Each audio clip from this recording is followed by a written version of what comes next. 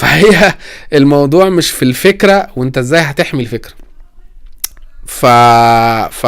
فده جزء ان ما بقاش في حاجه كافيه انها تبقى بارير تو انتري او كافيه انها تبقى كومبيتيتيف ايدج.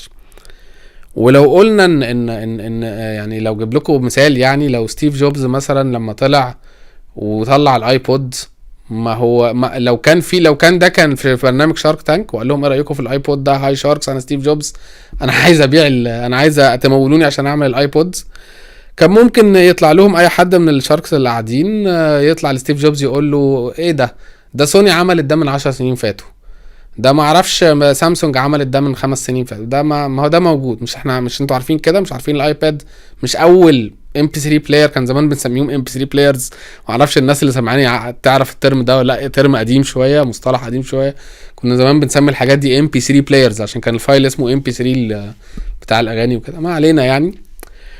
فكان في انا كان عندي ام بي 3 بلايرز قبل الايبود، سوني وسامسونج وحاجات تانية كتير. فكان سهل قوي ان احنا وال جي وبتاع، فكان سهل قوي ان اي حد يقول لي كده ستيف جوبز. لكن الفكره في ايه؟ الفكره مش في ان انت مختلف بفكره البرودكت نفسه، لكن نفذتها ازاي وقريت السوق ازاي والبراند بتاعتك اللويالتي بتاعتها عند الناس عامله ازاي. هي دي بقى البارير تو انتريز الحقيقيه.